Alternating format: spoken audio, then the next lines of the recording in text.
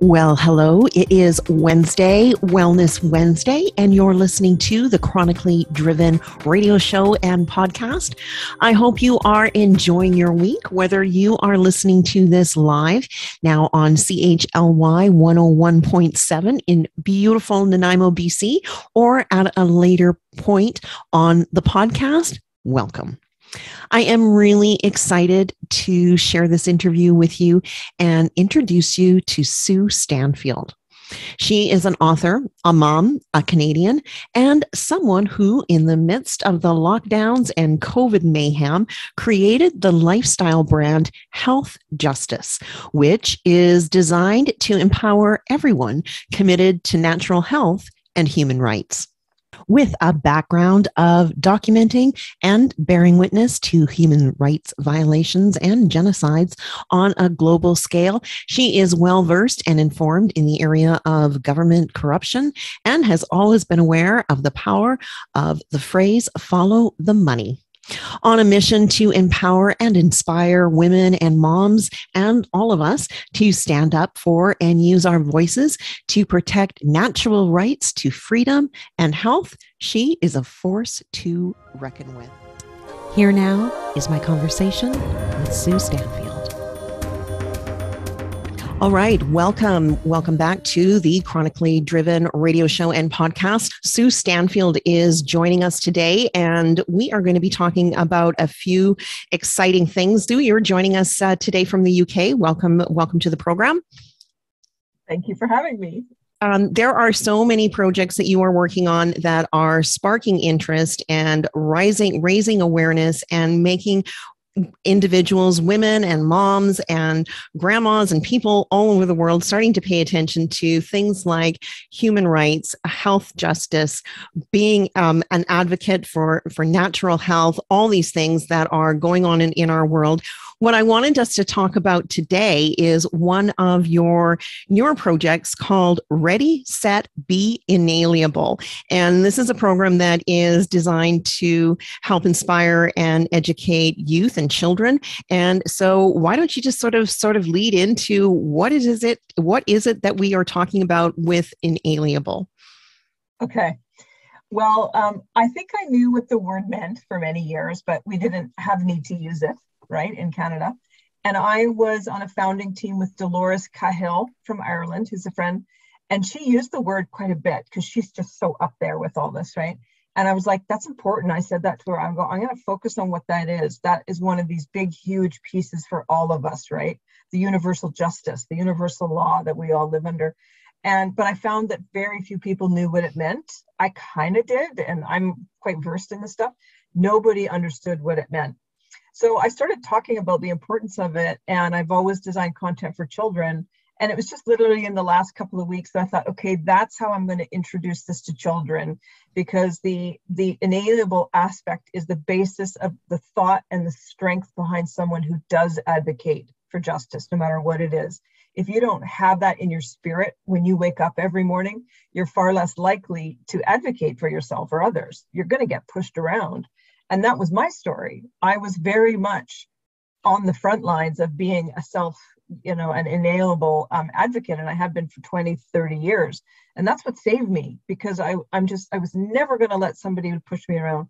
So when it came time to bring it to the children's ages, that's where I got the Ready, Set, Go. So it can be as young as 5 years old. My children are 8 and 10, and I've been teaching it to them. But I want it to be all the way up to high school, so a higher age group can discuss it in a more mature way. I've spoken and taught in social justice classrooms, so the content can be changed for different ages. And so that's where it came from. And the first the first session basically went up on Friday. So when we're talking about, you're right, the word inalienable is something that I remember too from Dolores's videos, that she was using that a lot in her language, and talking about being able to introduce that into not just the vocabulary, but the concept into our everyday language, and to teach children and young people that, yes, we do have rights. And the other part that's interesting is they can't be given away either. you can't actually give your rights away. Like, it's something that is bestowed. You could choose to live in servitude, but it works both ways. And that really was, I was like, that's really powerful, because it is, language has the ability to empower us in so many ways, because these words have been around for hundreds of years, say, and they're there for a reason. And we always took them for granted in countries like Canada, because they were just part of our society. They were understood to be there from the evolution ever since, the Enlightenment, and that's what I studied at university, the evolution of these thoughts in the West. But we have to really bring them back out again and teach them. And we never thought we'd have to do that, but it's a beautiful opportunity, actually. I mean, can you imagine if every grade 1 and 2 classroom had to focus on an inalienable rights project? What that would do to that age group moving through the education system in Canada. So it's a huge opportunity. It's a business opportunity. It's something that's great for parents, and, as you say, grandparents. So I'm honored to be able to just put stuff out there. A lot of things I put out there people aren't interested in, and then once in a while I get a winner, and then I run with it. When you take a look at the climate of where we've been in the past 2 years and where we are now, with so many controls, stand here, don't enter here, wear this, do that, and that takes away the understanding and that feeling that we do have rights to be able to make our own choices. And I know this is something that I've been advocating for in the health side for my own personal health and wellness, the ability that we always have the right to make our own decisions, to be able to say that. And I think in the past 2 years, that's kind of gotten cloudy, and it's time to be able to instill that to our children. Yeah. And also, like, one of kind of the first things out of your mouth, in a way that's polite, in a way that's not aggressive, but you're so much more likely to have wins in this area if you let everybody know right at the very beginning, the beginning of a relationship, the beginning of a school program, whatever it is, that you are a person that understands these principles. You are going to advocate for them. And also, you end up creating space for a whole bunch of other people that may be more afraid. And so I'm not talking about being someone that's difficult and confrontational on a regular basis. But man, is it refreshing when you are in the company of somebody who kind of burns the earth in the room and lets everybody know that human rights are on the table. It makes it easier for the rest of us, and it's much harder to get back out of tyranny. It's so much easier to have it in the beginning. And that is an attitude I think that children can learn from their parents in particular. My daughter is more shy. She's less likely to advocate. My son, first thing out of his mouth, right? It will be the first thing he says. So there's a bit of that too, personality type, who's comfortable with it. But it's education, education, education. And that's why we were all victims of COVID. They hit everybody with such propaganda that they falsely educated everybody to believe in something. And so we have to use that same tool. We have to educate back and push them back with education, because you can't take that away from people. You can't take that away from children. You can't get it out of the head. And that's the real power. And Dolores talks about that. I think one of the things that is so powerful in this is children by nature are curious and they ask questions. And I think that there's been a little bit of a stopping. Don't ask questions, just follow along, do as you're told. And being someone who is curious in nature is something that's been stifled. And when we stop people from being curious, when we stop allowing questions to be asked, I think that's when we start to lose a lot of our rights.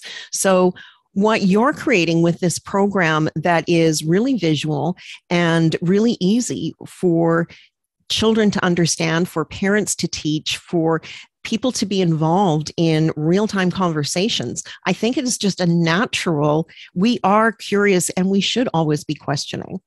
Yeah, and you pointed out a very good point, that the reason why I'm making this very visual, it's intentional, because the concept of human rights and inalienable and rule of law and all this stuff, they are kind of esoteric intellectual concepts. It's not like the navy blue Prius that's sitting in the driveway. It's an idea. It doesn't exist anywhere. It's not in a box on your shelf. You can't go to the store and buy it. And so they're invisible in a way. And so if we're not reminded of them the way we are of Starbucks logos and, all that brainwash, then you could see how they would fade. You know, they would fade back into away from an everyday sense of living. And when I grew up in the 70s and 80s and I went to university, it was very important for kids to, us as kids, you know, 18, 19-year-old, to be discussing, to go to pubs, to have meetings, because that's where the intellectual debate happened. And I grew up in a household where the intellectual debate was constantly around the dinner table. So if you don't have that in your life as a child growing up, where are you going to get it from? And it has to be visual so kids can look at it and go, what is that? And you can start to turn it into some sort of structure and form that they can. I was going to show you a book where I got some of the design ideas from. You know, that's why materials are so important, and they can be online, but I like physical stuff. If you could actually give children books, like we just went and bought Enid Blyton books today in the shops in London, in England here. Then they have something that is real. If you just say, oh, you have human rights while you're watching TV, well, it's just going to go in and out, right? You give them books about it. You know, you take them to museums, you introduce them to lawyers, then they start to see it as a real structural part of our society. Exactly. And that making it visual, making it relatable, making it easy. This is what you're creating with the Instagram series. It's something that you're creating it on a way where someone can in real time take a teachable moment, go through the screens and have a conversation about it, and sort of have that be the stepping stone, the guiding, the stepping off point to have a conversation about what does it mean to have right. When different situations come up, there may be an opportunity to have a dialogue and have a conversation, and tying it in with these visuals, I think, is really cool. Does it make sense to want us to show some of those as to what we're talking about? Yeah, definitely. I'll show you the master that just went up, and I have the other 9 that I'm designing now. So I will just screen share here. So yeah, we're talking about a program that Sue's created called Ready, Set, Be Inalienable. And you can see just how bright and relatable it is just right off the bat. So this is your Health and Justice Instagram account. Yes, and I can show you that at the end maybe so I don't mess this up, but this is the post. Okay. So I've opened the post, and I always put myself there so people, oh, it's Sue, you know, and maybe one day I won't have to do that, but I want people to know it's my designs, because they're like, okay, they're going to get something out of that. If they're interested in my work, they'll pay attention to it, or they'll save it. And so many of us see so much content on a daily basis, it's hard to keep track of it all, right? So this is the first, what I call the panel. There's 8 panels, so it would be like the cover. If this is a book, this is the cover. And of all 10 of them, the cover is always going to look the same. So this is the kind of the front cover, there's the back cover and whatnot. This is going to be, like you say, this is the cover. This is recognizable. When you see this, when you're scrolling on your Insta, when this comes up, you know that you're going to be seeing a set of some examples. So yeah, let's go scroll through. This is like designed to be, it says right here, a 5-minute Insta human right activities for kids 5 to 18, created by yourself for busy badass moms. I love that. And so that's your audience. We know who you are, and we want to hear what this is all about. So let's look through look through the screens. Okay, so the mom swipes left, right? Because she'll see that it's a multi-panel Instagram post. Okay, so first week, yes, Friday was activity 1. So there's 10 activities. So this one is called Inalienable Rights. The first one is actually about what inalienable is as an introduction. Then we move to the other topics. So activity 1. So a mom could say, or a dad could say, okay, kids, we got 15 minutes. We're sitting in the car waiting for dad. We're going to talk about inalienable rights. And the kids are lying around, or those moments that are so open. It's not like, okay, everybody think about being in school now. It's just that fun moment. And it could be with a grandchild or friends or whatever, or teenagers, right? So inalienable rights. The description of the word, because it's a big word.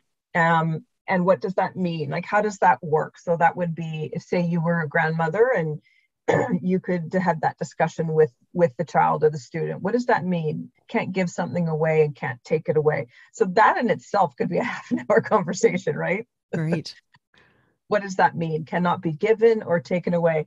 And the next panel may say this, but I would say, if I was the mother, I would say, give me 3 examples. I would say to my kids, what are other things that you can't give away or you can't take away. So for example, my kids said their name. Nobody can take away their name, right? It's their name. How can they take that away? They can't take away the religion. And so it's the right to faith and to worship what you want. So they got it right away, not from a human rights standpoint, but they got the basic things that involve their life. So that's page 2 or panel 2. So there we go. 3 examples of inalienable rights and why they are important. The why they are important is the big part of this panel, because that's where the kid's going to get the buy-in, right? That's important to me. I believe in Jesus, or I want to be able to be on my sports team and I want to be good at it and be successful at soccer or something like that, right? I want the right to be able to play sports. And every right that children have in Canada in that first year of COVID was violated. Sports, churches, family members, they took everything from them, right? And so now we can bring that back up and go, remember when you couldn't play soccer? Remember when you couldn't see grandma? Things like that. And the trick is to get the kids to fight for what they want, to advocate for what they want. Okay, so here's kind of a metaphysical question. Who decides? Who decides if another person, who can take away your rights? And so, of course, the answer we don't want to say is, oh, well, the government can take away my rights, right? Does God decide? The government, parents? So again, this is an open discussion for any kind of family, because families will have very different opinions on this. A lot of families may believe that God does decide, or Allah or Buddha, whoever, right? What parents really, in my mind, they kind of decide until the child is 18, until they're older, we're governing in a way with our children. So there's just another 5-minute conversation. And if the way I wanted to design it was suddenly, boom, the car door opens and dad is there again, and the teachable moment ends, it doesn't matter because it's just sitting there on my Instagram for the mom. It's free. It's just sitting there. She just has to pick it up again the next day. Okay, let's go back to the third question. She doesn't have to go online. She doesn't have to buy something. It's just all she's got to do is get to my Instagram for now, and hopefully others that would share it. Okay, so then this is where the age, and if I was a year into this, I would have different content for different ages, but at the moment, those are the 3 groups of ages, right? And so my children fall into the 9 to 13 bracket. So those conversations would be different than the right to drive or travel or something, an older child. And then the recap. So did I miss one? No, yeah. So then the recap. So every lesson has a recap. Okay, let's go over this quickly, because they're literally meant to be 5 or 10-minute conversations, right? What does it mean? Every person has them everywhere. And then this is a bit of an exercise if a child or a family does have a rights violation. And I always advocate for this, write down what happened. Even if it's a McDonald's, just write it down, because the more you practice, the more you decide to seek justice or learn about it, the better. So that's the recap. That's the closing of the teachable moment. And then this is the back page. There it is again, spontaneous teachable moments. So it's going to be compelling to some parents, maybe not everybody, but hopefully moms will share it. It will circulate. And by the time I get through 10 weeks, I mean, there's hundreds of stories that I could write. But as you mentioned about setting up an Instagram, I'm hoping to find a couple of moms who just love this and would like to build it, because I won't have the time to do much with it. I think it's really great because as we've just seen here, it just makes it so easy. It's not a curriculum that you're following. It's more of a conversation starter, and to have those conversations. And I think that that is really a great fit for families. So this is your Instagram page. Yep. There it sits. Yeah. So there's the first one. And then number 1, and they will all have that yellow cover. So next Friday, boom, it'll pop up again. And someone will be like, okay, there it is. Maybe I should put number 2 on the front page too, because it doesn't say number 1 on the front page. And Instagram is such great software. That's why I wanted to use it. And if I get in trouble for using their logo, I don't know, hopefully I won't. But yeah, so it's what's my Instagram? Health and Justice, @Health and Justice. And it's free and it's open source and it's for everybody. That was the first time I wrote about it there. That was just a little ad about it. So there we go. So do you want me to leave it up, or should I stop the share? Let's stop share. Let's just go back. I think that it's really, really nice and visual. And you know what? When you're talking about this, I'm thinking about these conversations having, when you have that time when you're waiting for something, and you can just bring that up. And children are actually really good at negotiating things for themselves. They have that ability. Think about it, negotiating bedtime. Yeah. Maybe when they're going to be able to have a snack, if they're allowed to go over to so and so's for playtime, they can understand that they do it naturally. So by changing this into a conversation about what it means to have human rights, what it means to stand up, I think that just flexes that muscle that is already there in our kids. Yeah, and it's definitely a parenting style too. I can only speak for how I parent, but I remember when my son was born and he was 3 days old, and we lived in Manchester, England, and I took him out in the stroller, and there was like trains and cars, and right downtown Manchester. We lived in a high-rise tower, and I looked at him in the stroller, and he was 3 days old, and he was just lying there so innocently. I was like, oh my God, if he only knew like what the dangers that are around him. Right. And I was so aware of that. And I was like, how am I going to protect this little thing until it's big enough? And I realized right in that moment when he was 3 days old, I realized I have to teach him how to protect himself, that he will protect himself, that he will fight. And that's how I parent. You know, I wrestle with my kids. I always quiz them. I race with them. I parent them in a way so they feel like they have that excitement to take care of themselves and to win in victory. You know, we talk about that a lot, and not that other people are going to lose and that it's all about winning and everything, but you teach the kids, I think, to be passive, you know, or to be, you know, active. But every parent will find something. I can just see maybe a very lovely, docile Chinese family that I know that I grew up with in Vancouver, the kids grew up with. They would love this, but they would teach it in a very different way, you know, and they probably would do it in their own writing, and they would, it would be quiet, it would be very artistic, and they would create projects out of it. They're a Korean woman I know as well. I'll send this to her, and she will do it in a totally different way. So it's really just meant to trigger the imagination of the parents. Yeah, it's a framework. It's a discussion starter, and it can then, like you say, it can be customized and turned into just about anything. But having that conversation, and sometimes we as parents, we as families may not always know exactly where these conversations are going to go, but have the courage to bring them up, have the dialogue. We need to start talking about these things in our own homes with our families, and it also helps to highlight the importance of always being in decision-making mode. I think it's really a dangerous when society just sort of gets led and you're just following along. I think we need to take back that autonomy. We need to take back that curiosity and that questioning nature for every aspect of our lives, and teaching it to our young people, I think, is such an opportunity. Yeah, definitely. And I always say this to my kids too, that school, like formal school, because they're in a community environment, a school environment right now, is kind of 1/3 of their learning. And I say this to them all the time. I say, school is just a bit. It's not a perfect place, but you're going to get some really good stuff there. So do well. And my son got 9 out of 10 in spelling, and my daughter gets perfect grades. And I said, the other part of your learning will be with your friends. And my son climbs on empty buildings and railroad tracks and does all the boy stuff, right? And throws rocks at things. And I said, that's a big part of your learning. You're learning how to be a man and a boy. And then you learn with us, and you're in the home, and we teach you things, and how to sit at the dinner table, and how to go to restaurants and be social. Those are really, really important skills to have.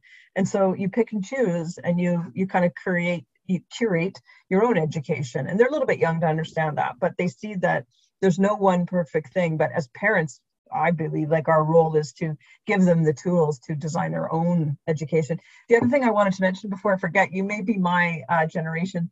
I grew up watching Schoolhouse Rock. Mm-hmm. Do you remember Schoolhouse Rock? Yep.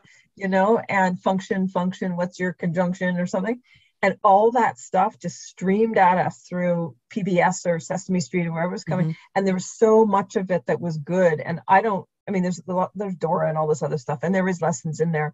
But I'm kind of going back to that old fashioned type stuff that we used to learn. I remember learning about the Bill of Rights Mm-hmm. through cartoon on that PBS programming. So we used to have it. I don't know if it's there anymore, but it's terrifying to see what some of the stuff that they're putting into schools now. And I'm following Ron DeSantis in Florida and these new bills and stuff.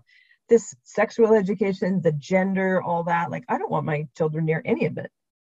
No, and that's why it's so important to be involved in your communities, be involved, know what's going on in your schools. There's so much power in what we can do, but we have to know what's going on and we have to be involved.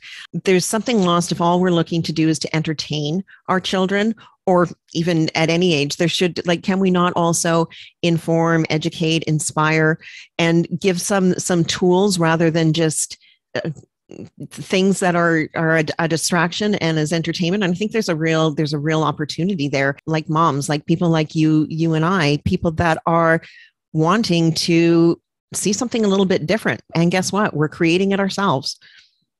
Well, and that's how I got the idea of doing it on Instagram. Was my daughter, instead of saying, "Oh, sorry guys, I can't talk to you," or "I can't play in the playground because I have to work," and I do a lot of work on my phone. And I thought, okay, what can I design that they can participate in? So they've watched me design it and they look at it and I hand the phone, I go, "Do you like the colors?" And they don't always have the right sort of, they're not mature enough to understand design but they always have great ideas. And so they're doing it with me. And that was a part of it, was for me to engage them in some aspects of my work. So I'm not always going, I have to go to work and you go over there. I never want to close the door and be that kind of mom. I'm a very open door office person. So I thought now is the time for me to start designing kids stuff, because it allows them, entree into my work world. Having the courage to bring up really important topics in our households, in our families, with one another, with our children. We are setting so much of an example. I love the way you talked about the parenting style. Like there's school, there's friends, there's what you learn in the family. I think that now more than ever, families need to take back more of that control. We've given away so much to the media and to things that are being shown to children that are maybe not something that is in alignment with the values within our families or communities. And parents need to be involved. We need to know what's going on. We need to protect our very precious resource, which is our children and our families. Yeah, and the sanity that they give us, when I get to spend hours with my children, how refreshing it is, right? And they're so, especially the ages they're so physical and open and warm and loving and stuff. Well, I think that is such a hack, because we all have the opportunity to pick up the phone and call our family or friends, and they're not necessarily always blood family. I know there's a lot of people, especially in our community, who have become separated from their families, maybe forever or maybe just for a while. And I'm one of those people. I'm separated from my family right now. But we can gather, like my neighbor came over, my new neighbor. I just moved into this house and she knocked on the door. And my first reaction was, oh my God, I've done something wrong. I'm in her parking space or whatever. And it's a low income neighborhood. And I've had a few brushes with people. There's, some social issues going on. And I was like, is everything okay? And she goes, yeah, what my name is. And she said, we're going away for 5 days. I just wanted to let you know. And I was like, oh, that's so great. Like, it was such an old fashioned courtesy. And so they're a part of our life now. We wave at them and the son is the same age. And it's so easy for all of us to do that. You can literally knock on all the doors on your street, call up all your friends or siblings, whatever, and just say, let's get together. The government can't stop us from doing that. And that's where the challenge, though, is that I think a lot of people are still spending hours and hours on tech and social media. And where a lot of people spending way more time alone than they should be. And that is a habit. That's a very hard habit. And I had to break that over the past 6 months, but it worked because I moved to a different country to re-engage again with society, because we've become very tech isolated. Yeah. I mean, there's so many good nuggets from this conversation. I want to remind, we're speaking to anyone out there, but the target is for women and moms and anyone who has young people in their lives. Ready, Set, Be Inalienable. It is a new series that's going to come out every Friday with new content that Sue is putting out there. I encourage everyone to take a look at this, share it out. Let's get this sort of stuff out there in front of as many moms, as many families, as many dads and young cool grandmas and all of that stuff. We've got a responsibility, and having tools like this just makes it super easy. I do want to pop off to another quick topic. Is there anything else that you would like to share with regards to this series? Two quick things. Okay, one is you gave me a really good idea, because I come from advertising and media and TV and big, creating content and putting it out there in a really big way, right? Like Times Square kind of stuff. Where I would love to see this go, if anybody wants to help me or get involved, is to actually put it up in places like the digital, what are they called again? Those small digital billboards that are appearing everywhere now in cities. So there's a company called JC Decaux. It's a big global company. I think they're based out of France or Montreal, but they're all over the world. And so Decaux has these digital boards that you literally can walk by on the sidewalk. They have big car billboards, but they have these smaller ones, right? And so you walk by and you might see 5 ads. They kind of turn every 10 seconds, pharmaceuticals, restaurants or whatever. And so I could buy, a certain amount of minutes, and Inalienable could be there, right? Do you know where else they have them, Sue? In elevators. Yeah, or back of bathroom doors. All of that. Like there's, children, but yeah. There's like so, that. And the more we get this into the public, that's why I make my t-shirts. And one thing I wanted to do before I go, I always give away a t-shirt, is when we put the human rights information out in the public space, then it just normalizes when it's on billboards and sides of buildings and buses, then it becomes a normal part of our life. And anybody who has any ideas like that, even if it costs money, because raising money and monetizing this will work, to just get it all over the cityscapes and the communities where moms can go, oh my God, I want my children to look at that billboard, as opposed to some creepy ad that they don't want their children to look at, right? Right. Yeah. And so if this is striking some inspiration for you, we are absolutely going to put all of Sue's contacts, mine as well. If you have any questions, you're not able to find it, just reach out, because this is exciting. And Sue, you are inviting this is not yours and yours alone. You want other women to pick this up. You want people to use this as their own and to share it out and to start building more of a conversation around it. Yeah, absolutely. Yeah. And the Ready, Set, Go was, I put that in there, and then we can move on. But there's one more thing I want to say, to give it some energy and some fast pace. A lot of times people think, especially maybe teenagers, think, oh, well, that's not interesting stuff. I want to watch TikTok instead. And so I think it's really important to give it a fast paced energy, because that is how young people are consuming stuff. And so cool tunes, right? Great beats to it.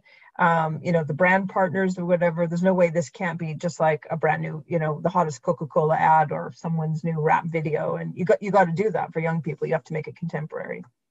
There's a real special place for the children that are growing up in our world right now. And I know there's so many people that I know you and I both watch that have children. I'm just like, Kid Carson just popped into my head, and I'm thinking, wow, he'd probably love to see this, to have conversations with his kids and families, and people can all do this. Bring it out there, normalize it. I love the idea of having it digital. I would just love to see that.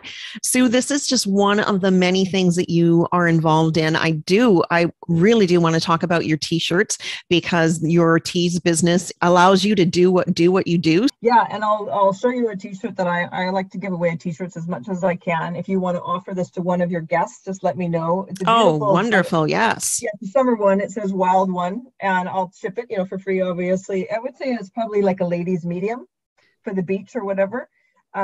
So I have the opportunity to potentially lease a retail shop near where I live, and it's a low-income neighborhood. And so the revenue could cover the cost of a part-time gal or maybe 2 part-time gals. And they would sort of run the front part where people come in and order the t-shirts and the art. And then the back part is more production and shipping.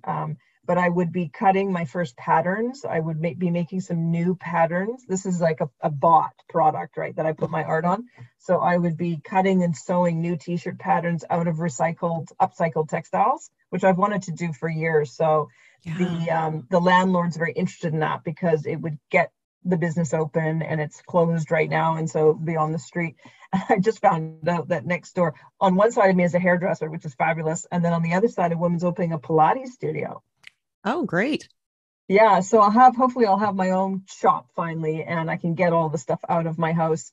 And the British market, if I handle myself properly, I think my brand could do really well here. Apparently 20 million people never even got one injection. It's a country that they're very awake, but they also love humor and design, and t-shirts, rock star fashion t-shirts have always been a part of British culture. So right. The brand will become more British. I may even drop the health, and it will just be Justice Tees, because there's so many types of justice that it's not always necessarily to do with health. So we'll see, but I'll know on Wednesday whether I get the lease or not. That's exciting, and that's one of the ways that I first became aware of you, when you were promoting your T-shirt. I know I fell in love with a lot of them, and I'm like, now that I'm back in the gym, I'm going to be placing an order, because I definitely want to be rocking some cute slogan out while I'm doing my workouts. And you're also there. The SS30 is another area that you are doing, and that's like getting fit in 30 minutes a day with Sue Standfield to try and change your mindset to lose weight and be healthy. And I'm watching those stories as well. Good. Yeah. I designed that because I couldn't lose the weight that I gained. And I was like, what's the magic bullet? I didn't need to lose a lot. And I thought, whatever works for me, I'm just going to share it because it will work. And it worked. I lost about 6 pounds, and it's really simple. It's not about over exercising. It's about actually just coming to the table and looking in the mirror and deciding, okay, you're going to invest that time. Even if it's just having a nap or a cup of warm tea or something, there's so many different ways to take care of your health. So that's always something that women should do, especially women at my age. I'm 54. And this is the greatest shame of the whole thing that happened with COVID, was I didn't see any government person, no government employee, public servant talking about anything to do with eating an apple or exercising. No, it was the exact opposite. Yeah. So it's just like, it's exciting now to get back, get moving, get outside, get back in shape, lose the weight that so many of us have experienced. We've been in front of our screens, we've been in our homes. Mm-hmm. So, there's, whether it is the Ready, Set, Be Inalienable for kids, whether it is looking to be able to get a T-shirt that opens a conversation by talking about letting people know that you are interested in health and justice and natural health freedom, or you're looking to get some cool hacks for dropping some weight, or there's something else you've got going on. I think there's a book. Are you working? Do you have a book in the works there? Betrayed. My book Betrayed's taken me probably 6 months longer because I moved countries, but it's also more than double the size than I originally thought. It's massive. It's 55 chapters. It's over 100,000 words, and it's like a big hardcover. I was photographing a hardcover today. I have to cut it down. It's too big, but that's a really important project. I feel, not necessarily right now for people, but it could possibly be the blueprint for how many people will pursue justice for themselves over the next 5 years in Canada, because it's a document of what happened to everybody. And it's my story, but everything that happened to me happened to all of us. And there's 55 hacks in there for people all across Canada to use in their own way, in their own province. And it's a Bible. It's a story of exactly what happened. So it's your memoir. It's the story of what happened, and I'm really excited for that to be coming out. I'm going to be talking about that more on my show, because it's something that absolutely resonates with me as well. Your story started in Vancouver, BC, which is just right across the water, and everything that led up to what you went through past couple of years, and including moving your family out of the country. And it's a very, very powerful story. And it is, like you say, it's another thing that can help be a a little bit of a roadmap and a guidance for people for years to come, as we have the curiosity, courage, and interest to talk about these important topics, come together as a community, and inspire one another to stand up for what is important. I just love so much of the stuff that you're doing, Sue, and you really have your creative hand into so many projects. And I really appreciate you coming on today to be able to talk about this latest project. And I'm excited to share that out to my audience. And I know that so many other people will resonate with it just as I do. Well, let me close with something I would like to share. And I've always thought this and known this, but I think this is really important at this moment now, especially for women, is because I've been doing this work for so many years, like 20 years, I've seen long cycles and waves of justice and injustice. Like the Rwanda Tribunal, Rwanda was my first education into gross human rights violations.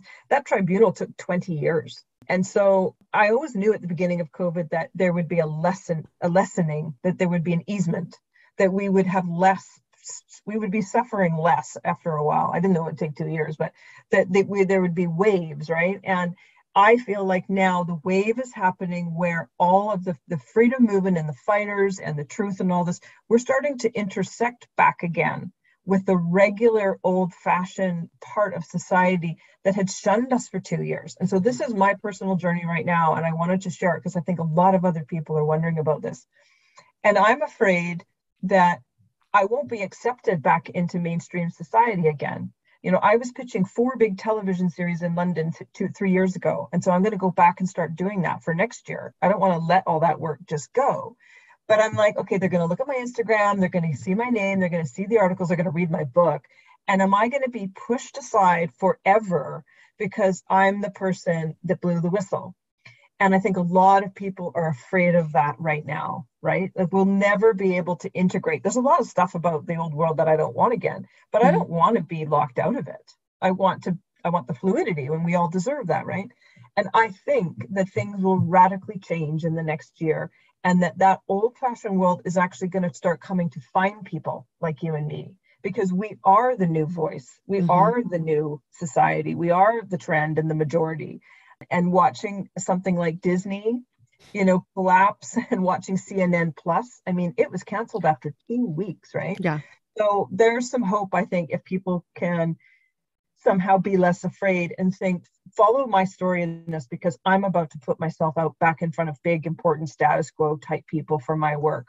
And I'll let everybody know what happened. Did they slam the door on me, or did they say, you know what, we do want to listen to what you say? They're not necessarily going to agree, but it's very contemporary and cool for, you know, powerful decision makers to take on edgy people. You look at Piers Morgan, he's launching his new show in 2 or 3 days here, and talk about a hot potato, right? But there's opportunity in that, and there's certainly money in that. So I would encourage anybody to try and get back out there again and start knocking on those doors again, that you don't have to just go off into this oblivion of this only the freedom economy, that we all deserve to be back in the regular aspect. And we have something so powerful to share. And all social movements go through this, and they do become more mainstream. We're maybe a couple of years early, but I think it will start happening over the next 12 months. You'll see someone like me on a major TV network. It will happen at some point. Absolutely. And I really think the tide is changing. And I know that the more people like yourself that continue to do what you do, keeping it quite closed in, but within the last month or so, I'm really proud to be one of the people that are out here aligning with people such as yourself and speaking about things that I feel are so important. And the more voices that come up and do speak about these things, I think it gives encouragement and support to all of us. And I think it's just so important. Yeah, you're absolutely right. That's how we build community, and that's how we reconnect. So, and women are so great at that. That's why I always focus on women. Not that men aren't, but we're just natural sharers, you know. So, and we're very complicated. Like I have a lot of complicated projects. I could never do all of them alone. I need hundreds of people to bring some of these things to fruition that I want to see happen in the next 10 years. And women work like that. Absolutely. So let's gather together with our tribes, with our friends, get these empowered conversations happening. And together as a community, I mean, there's nothing that we can't do, but it starts with having the curiosity and the courage to have these conversations. And I look forward to the next conversation that we'll be having with you, Sue. And I know we're going to be talking about the launch of Betrayed. Thanks so much. Thank you. We'll see you guys next time. Okay. Have a great day. Thanks, everyone. Well, that wraps up today's show. Before you go, I want to highlight how to find Sue Standfield to access the Ready, Set, Be Inalienable series we talked about today. A new deck will be posted each Friday, but you can go back and review at any time. All the content is posted on Instagram, where she also goes live each morning with a daily morning show designed to support women and moms.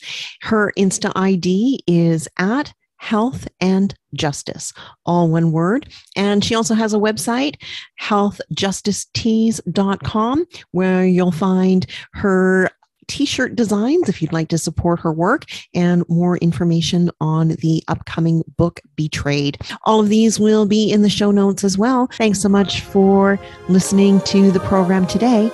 I will see you next time. And until then, I am wishing you wellness.